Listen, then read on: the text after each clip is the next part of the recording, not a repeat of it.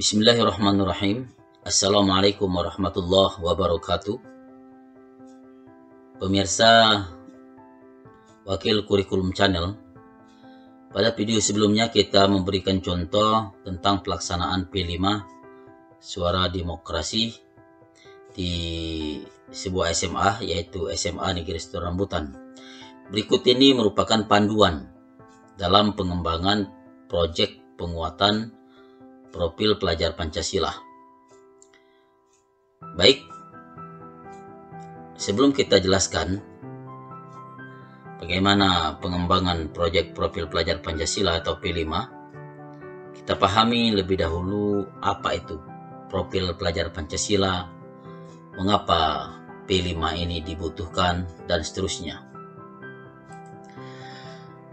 Profil pelajar Pancasila dirancang untuk menjawab suatu pernyataan atau satu pertanyaan besar, yaitu tentang pelajar dengan profil. Jadi profil di sini bisa dibaca kompetensi, seperti apa yang ingin dihasilkan, yang ingin didapat, yang ingin dituju oleh suatu sistem pendidikan, terutama sistem pendidikan Indonesia.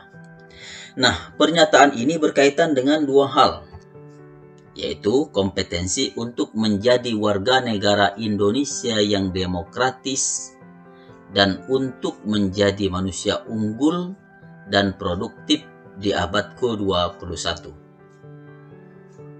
Nah, dalam hal ini, peserta didik Indonesia pada umumnya dan sekolah masing-masing khususnya diharapkan dapat berpartisipasi, ikut andil dalam pembangunan global, baik itu secara nasional bahkan internasional.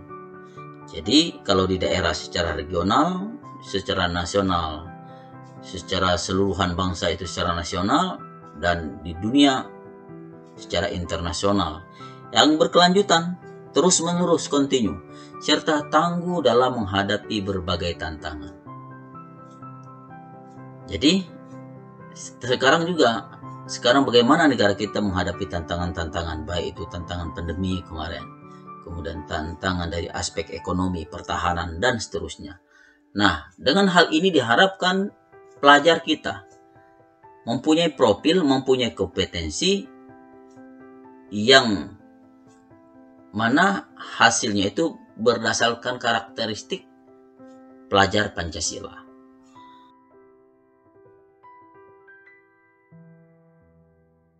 Itu yang mungkin diharapkan oleh pemerintah kita.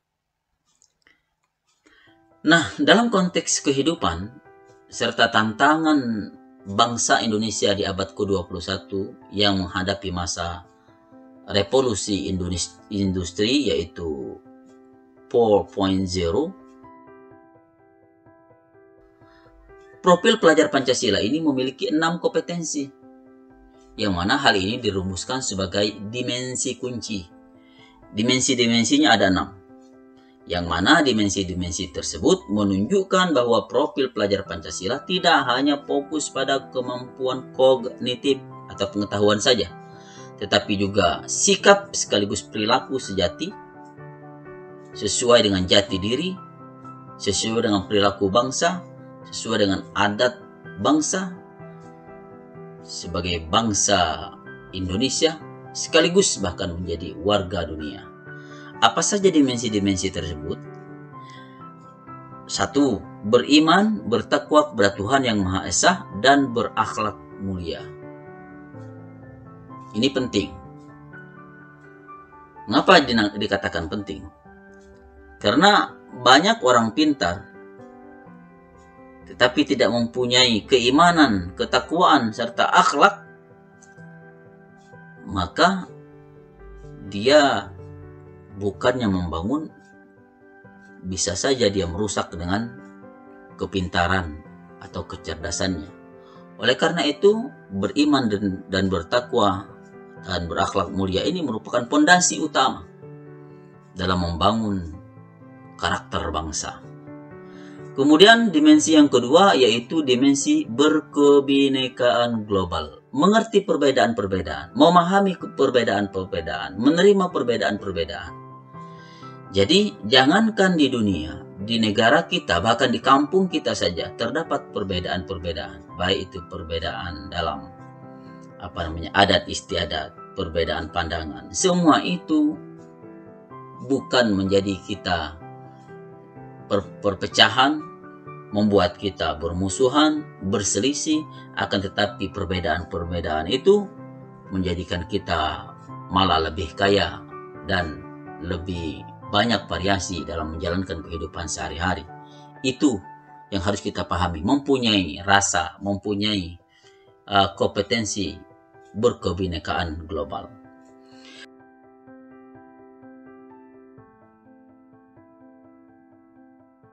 Selanjutnya yang ketiga yaitu gotong royong, bergotong royong.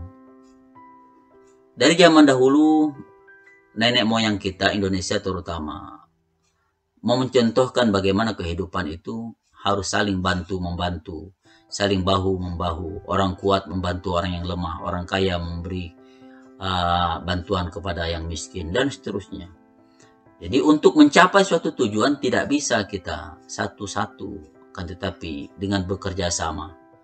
Contoh, ketika bangsa kita melawan penjajah, dengan masing-masing wilayah mempertahankan wilayah, kita tidak bisa mendapatkan kemerdekaan. Tetapi ketika kita bergotong royong, bersatu padu untuk mempertahankan gotong royong, mempertahankan negara, maka saat itu juga kita memperoleh yang namanya kemerdekaan. Jadi gotong royong itu sangat besar manfaatnya. Contoh saja, dalam suatu wilayah, kalau semua tidak ingin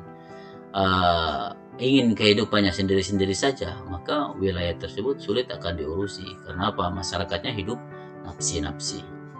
Kemudian setelah itu mandiri. Kita harus berpikir mandiri. Berpikir mandiri di sini adalah kita bisa berdikari. Kemudian dalam mengatasi permasalahan kita bisa menggunakan pikiran kita secara cepat dan tepat. Memang terkadang mandiri pun membutuhkan bantuan orang lain. Tetapi dengan berpikir yang baik, mempunyai langkah yang tepat, kita bisa mengatasi masalah dengan diri kita sendiri, walaupun itu juga mesti minta bantuan orang lain. Baik, yang kelima apa? Yaitu bernalar kritis. Ini sangat penting. Pelajar kita mempunyai pemikiran yang berbeda-beda. Oleh karena itu, pemikiran-pemikiran itu harus dilatih. Sehingga pemikiran-pemikiran mereka, nalar-nalar mereka itu berjalan dengan baik. Jangan sekarang banyak terjadi orang-orang menerima suatu informasi mentah-mentah, tidak tahunya informasi tersebut hoax. Oleh karena itu, dalam menyerap informasi, memahami suatu fakta, harus dengan nalar yang baik, yaitu bernalar kritis. Selanjutnya, kreatif. Kreativitas merupakan hal yang sangat urgen dalam kehidupan. Banyak hal-hal yang dianggap orang lain suatu hal yang remeh, akan tetapi karena itu kreativitas seseorang dalam melakukan sesuatu itu, maka itu lebih bermanfaat. Kenapa? Karena dia mempunyai dimensi kreativitas. Sampah bisa diubah menjadi suatu barang yang mewah. Kemudian sesuatu yang dianggap orang remeh bisa menjadi sangat berharga. Karena apa? Karena kreativitas. Oleh karena itu diharapkan ke depan generasi-generasi kita, generasi yang kreatif, yang bisa bermanfaat bagi dirinya, bagi orang tua, terutama bangsa dan negaranya. Kita lanjut. Hal tersebut sesuai dengan visi pendidikan kita, pendidikan Indonesia. Apa visi tujuan pendidikan Indonesia? Visi pendidikan Indonesia yaitu mewujudkan Indonesia maju yang berdaulat, mandiri dan berkepribadian melalui terciptanya pelajar Pancasila. Jadi diharapkan dari pelajar-pelajar, dari peserta didik bangsa kita saat ini yang terlibat dalam pendidikan mulai dari PAUD sampai pendidikan dasar menengah, mereka semua dapat dibentuk dengan profil pelajar Pancasila. Profil pelajar Pancasila yaitu pelajar Indonesia merupakan pelajar sepanjang hayat, long life education atau tolabul ilmi minal mahdi ilal lahdi, mencari ilmu itu dari buayan sampai ke liang lahat. Long life education, belajar sepanjang hayat, yang kompeten, yang berkarakter, yang berperilaku sesuai dengan nilai-nilai Pancasila. Kalau kita amalkan, kita laksanakan apa yang diajarkan dalam sila-sila Pancasila, maka hal tersebut akan sesuai dengan setiap agama yang ada di negara kita. Mulai dari agama Islam, Kristen, baik Protestan maupun Katolik, Buddha, Konghucu, maupun Hindu. Nah, perlunya proyek penguatan profil pelajar Pancasila. Mengapa? Bagaimana dikatakan tadi, apa saja profil pelajar Pancasila? Dimensinya yaitu ada 6. Beriman, bertakwa kepada Tuhan Yang Maha Esa dan berakhlak mulia, berkewinekaan global, bergotong royong, kreatif, bernilai kritis, serta mandiri. Nah, menurut Ki Hajar Dewantara, perlulah anak-anak taman siswa kita dekatkan hidupnya kepada peri kehidupan rakyat, agar supaya mereka tidak hanya memiliki pengetahuan saja tentang hidup rakyatnya, akan tetapi juga dapat mengalaminya sendiri dan kemudian tidak hidup berpisahan dengan rakyatnya. Jadi pada dasarnya kita dalam mendidik ini, dalam mengajar anak didik, peserta didik ini bukan hanya mengajarkan pengetahuannya saja, tetapi sekaligus menanam karakter kebangsaan yang ada pada diri anak tersebut. Lanjut, penguatan profil pelajar Pancasila itu bisa melalui kegiatan intrakurikuler. Jadi muatan pelajaran kegiatan belajar mengajar, kemudian proyek penguatan profil pelajar Pancasila dan budaya kerja yaitu dalam P5, kegiatan P5.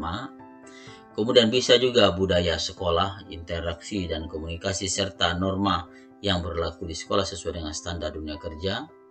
Kemudian ekstrakurikuler bisa juga melalui ekskul atau ekstrakurikuler, kegiatan untuk mengembangkan minat dan bakat anak. Jadi dimensi-dimensi ini bisa berkaitan dengan kegiatan P5 atau kegiatan intrakurikuler atau budaya sekolah maupun kegiatan ekstrakurikuler.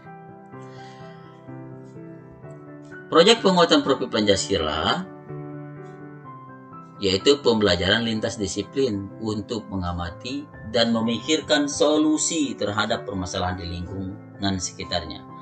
Jadi proyek penguatan profil Pancasila atau P5 ini menggunakan pendekatan pembelajaran berbasis proyek yang berbeda dengan pembelajaran berbasis proyek dalam kegiatan intrakurikuler dalam kelas. Jadi tidak sama dengan kegiatan proses pembelajaran di kelas. P5 ini memberikan kesempatan bagi peserta didik untuk belajar dalam situasi tidak formal, struktur belajar yang fleksibel, kegiatan belajar yang lebih interaktif, dan juga terlibat langsung dengan lingkungan sekitar untuk menguatkan berbagai kompetensi yang ada di dalam dimensi profil pelajar Pancasila. Nah, prinsip-prinsip kunci proyek penguatan profil pelajar Pancasila atau P5 ini, yang pertama adalah holistik. Bermakna memandang sesuatu secara utuh dan menyeluruh, tidak parsial atau terpisah-pisah.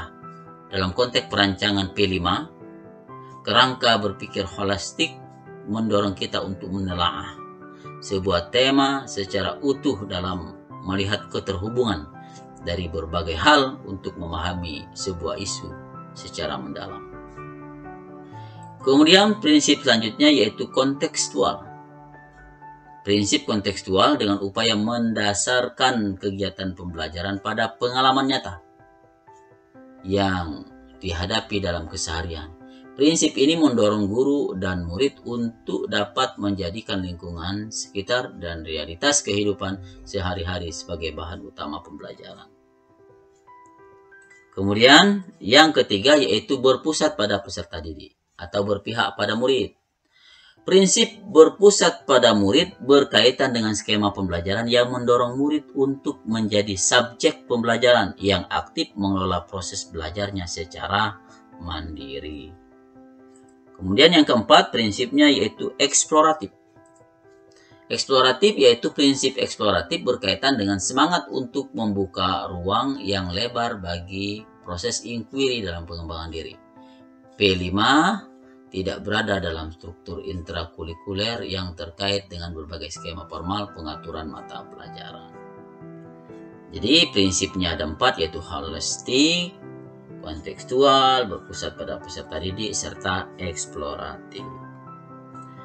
Apa manfaatnya? Manfaatnya kalau untuk sekolah, menjadikan sekolah sebagai sebuah ekosistem yang terbuka untuk partisipasi dan keterlibatan masyarakat. Menjadikan sekolah sebagai organisasi pembelajaran yang berkontribusi pada lingkungan dan komunitas sekitarnya. Kemudian manfaatnya bagi guru, memberi ruang dan waktu untuk peserta didik mengembangkan kompetensi dan memperkuat karakter dan profil pelajar Pancasila. Kemudian merancang proses pembelajaran, proyek dengan tujuan akhir yang jelas, mengembangkan kompetensi sebagai guru yang terbuka untuk berkolaborasi dengan guru lain dari mata pelajaran lainnya untuk memperkaya hasil pembelajaran. Sedangkan untuk peserta didiknya yaitu memperkuat karakter dan mengembangkan kompetensi sebagai warga dunia yang aktif.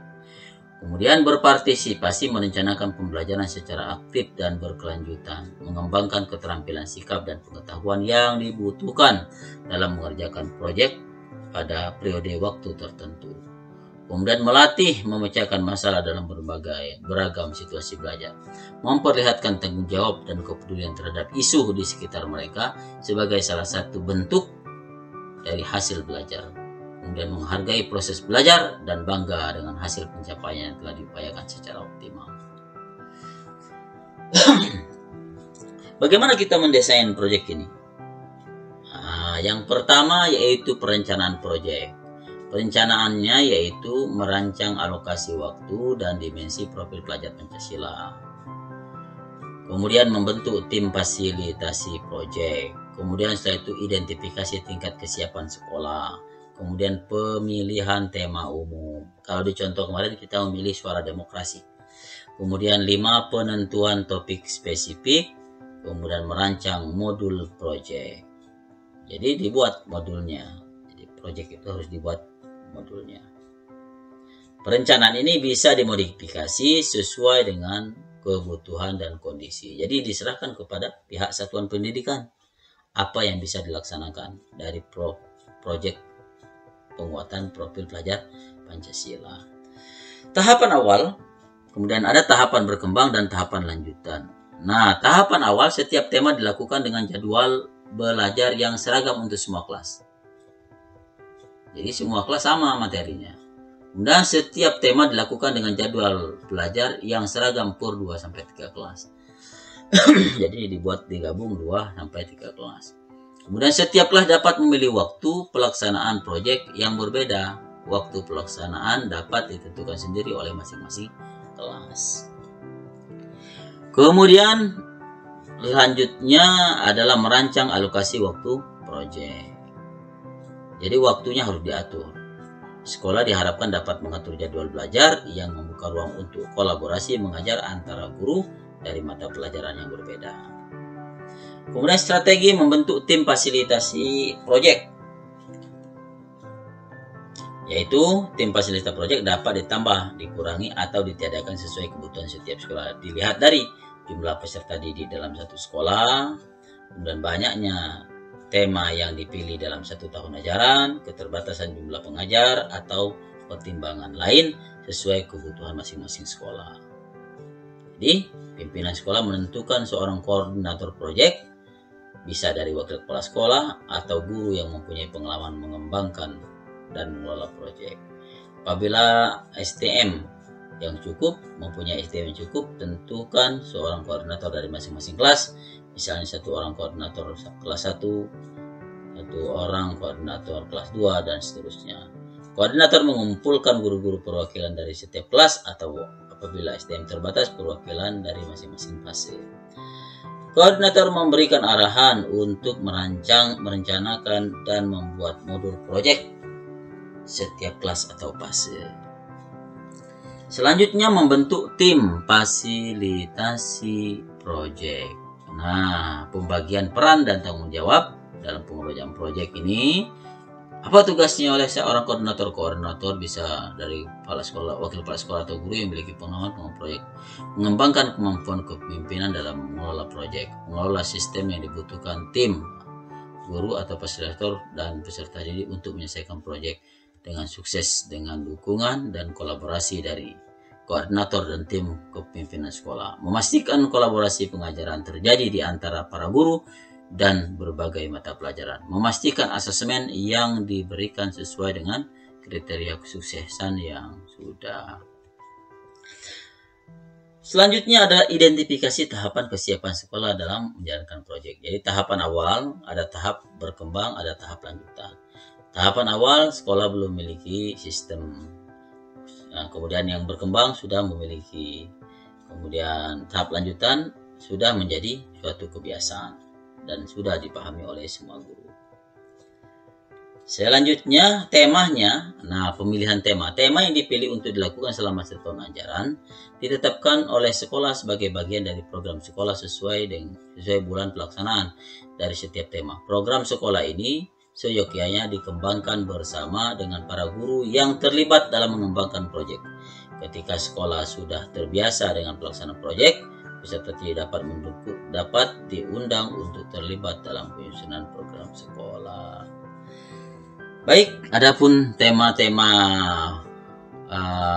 dalam P5 yaitu ada 7 untuk tingkat SMA dan tingkat SMK ada 9. Yang pertama adalah gaya hidup berkelanjutan. Gaya hidup berkelanjutan itu contohnya hutan sebagai paru-paru dunia, misalnya menanam pohon, menanam toga dan seterusnya. Kemudian kearifan lokal, jadi menelaah, mempertahankan, mengkaji, mengembangkan sistem masyarakat di wilayah tertentu. Umpamanya saya di wilayah rambutan apa yang menjadi adat kebiasaan orang-orang di sekitar rambutan ini yang berkaitan dengan kearifan lokal. Kemudian Bhinneka Tunggal Ika. Kebinekaan Tunggal Ika ini yaitu menangkap isu-isu atau masalah keberagaman di lingkungan sekitar dan mengeksplorasi pemecahannya. Kemudian bangunlah jiwa dan raganya. Sekarang kan zaman canggih, dari media massa terjadi bullying dan seterusnya. Jadi untuk mencari masalah cyberbullying yang marak di kalangan remaja lokal saat ini, maka dilakukan mungkin sesuatu kegiatan yang bisa menanggulangi tentang cyberbullying. Itu biasanya di dalam bangunlah jiwa dan raganya. Kemudian suara demokrasi. Nah, di contoh yang kita buat pada video sebelumnya yaitu P5 suara demokrasi. Contoh di situ boleh umpamanya kan bagaimana cara masyarakat desa dalam memilih kepemimpinannya. Kalau kemarin pemilihan ketua OSIS itu termasuk di situ.